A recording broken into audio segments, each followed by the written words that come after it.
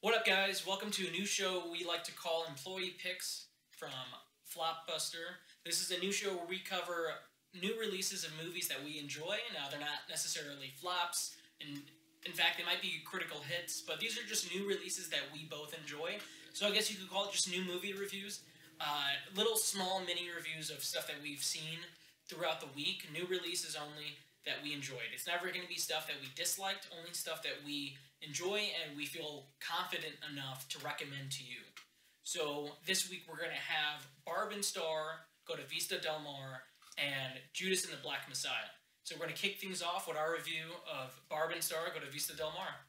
Absolutely. So you recommended that one. I did. For me to watch this week.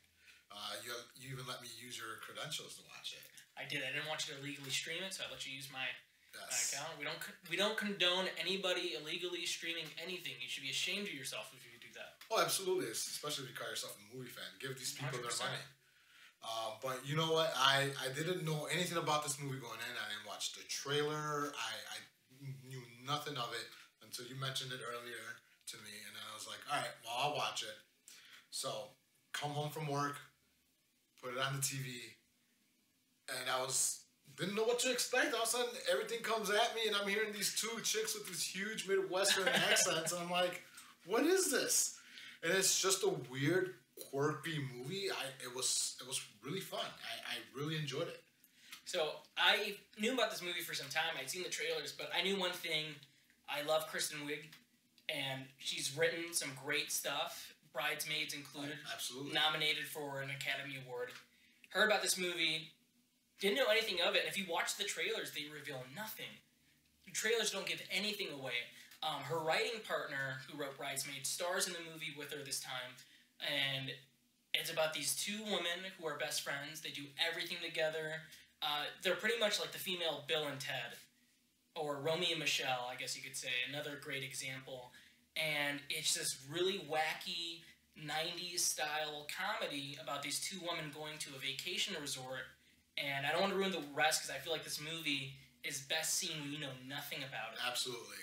So don't want to ruin any jokes. I feel like if you want to have a good time and you miss movies like Romeo and Michelle, Austin Powers, even the Brady Bunch movie, it has a lot of that in there where it's just complete wackiness. There's musical numbers. There's a bunch of crazy stuff. It's a great cast.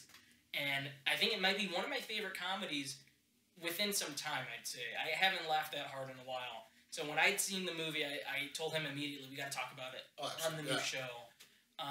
So is there any highlights without spoiling the movie you think you'd like to just give in? Oh, man, the guy from 50 Shades of Grey taking his shirt off. Yeah.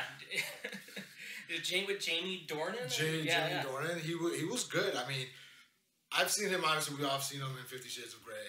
If you have a significant other, you know what movie I'm talking about. Exactly. And so from that fame, you know him as this really, sexy guy, I guess. And he's the same sexy guy, but he's still sexy. He's still sexy. But funny. But funny. So it's like the total package. Absolutely. So we got to hide our girlfriends around this guy. Oh, of course. He's definitely one of my favorite parts of the movie. There's a whole cast here that's just fantastic, and I'm trying not to ruin the movie because I don't, it's hard to talk about it because it's a comedy. Yeah. And you don't want to ruin any jokes, but I would say if you're looking for something light, something funny, this is the movie to watch. I felt like it was the perfect time for me. We were having a little Valentine's Day, and I wanted to see this immediately. And there was another movie that Vic wanted to watch. I was like, I don't want to watch that. I need to see what they came up with here, because I kept hearing how great it was and people were talking about it, but I had no idea what I was in for, and those 90 minutes just fly by. And they do. It reminds me of movies from the 80s and 90s that we always talk about it, like what happened to comedies that are just super silly and don't take themselves seriously, and they're just jokes that have big payoff. This movie, every joke that you see in it, you might think it's throwaway up until maybe the third act, and every joke you saw before had a big payoff. It did. And it wasn't like the 90 movies, because I know you referenced the 90s. Right. It wasn't in the way that it was gross sexual comedy. No. It was very subtle. You could definitely tell the jokes were really well written, very well thought of. You're not just having, fart jokes or, just for the sake of having a fart joke in a movie. It was just, well written and well acted. I mean, like Tony has said, the acting on it was incredible by everybody. No, yeah, this is one of my favorites so far this year, and it's definitely up there. For recent years, we haven't gotten many, like, great comedies. I can only name a few off the back of my hand. Like, I think of Pop Star, Game Night's another one that I think of. I would definitely put this one up there. I highly recommend it. I feel like this is something I'm going to see from time to time and feel like the jokes are going to get better and better. And it definitely reminds me of stuff that I like Anchorman and whatnot. So if you're looking for something just, like, light and fun and, like, puts you in a really good mood, Barb stars that movie. It's just, like, it's so much fun, and I had a fantastic time with it. Oh, absolutely. So did I. And then just so you guys know, not all Midwesterners sound like Barb Star. No. I think they're from Nebraska.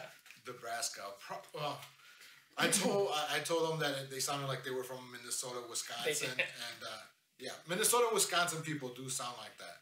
But there's a lot of older women that look like this, and I feel like they'll be empowered by this movie.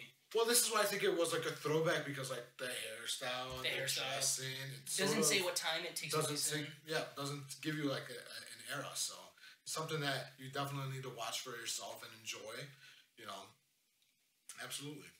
All right, yeah, I think that's all we got to say about Barb Star. So this whole video series, we're going to keep it short and simple. We're going to tell you what we liked about it. And just knowing off the bat, we're not going to get way too critical, because these are movies that we recommend to you guys. Flopbusters for us to jump into really bad movies, defend them, but also point out we get why they're bad. But for employee picks, this is all about movies that we love, new releases that we feel like everybody should see, and even stuff that we feel like is important. So Barb Star, go to Vista Del Mar. It's going to change the world. It probably is. I want to go to Vista Del Mar. I do too. I vacation there? The first movie that makes you want to go to Florida. Yeah. So anyway, guys, thank you for watching this video. Make sure to like, comment, subscribe, and watch our other review of Judas and the Black Messiah. And we're going to get more of these coming at you. Make sure to watch the new episode of Flopbuster with Johnny Mnemonic. See.